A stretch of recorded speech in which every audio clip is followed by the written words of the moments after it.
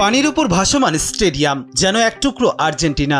ভারতের কেরালা রাজ্যের পুল্লাভুর গ্রামে 2026 বিশ্বকাপ ঘিরে সেখানকার আর্জেন্টিনার ভক্তরা নদীর মাঝখানে তৈরি করেছেন এই ভাসমান স্টেডিয়াম। সেখানে দেখা যায় শান্ত নদীর ওপর একটি মজবুত প্ল্যাটফর্মের ওপর সাজানো হয়েছে আর্জেন্টিনার তারকা ফুটবলারদের বিশাল সব কাটআউট। দূর থেকে দেখলে মনে হয় যেন পানির ওপরই এক টুকরো আর্জেন্টিনা ভাসছে।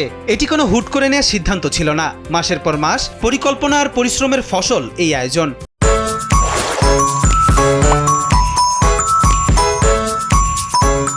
স্থানীয় সমর্থকরা জানান, ম্যারাডোনার আমল থেকেই এই গ্রামে ফুটবল নিয়ে উৎসবের আমেজ থাকে।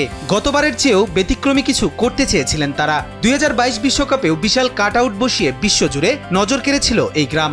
এবার ভাসমান স্টেডিয়াম তৈরি করে তারা আবারও প্রমাণ করলেন ফুটবল শুধু একটি খেলা নয়, এটি তাদের কাছে এক অনন্য ভালোবাসার নাম।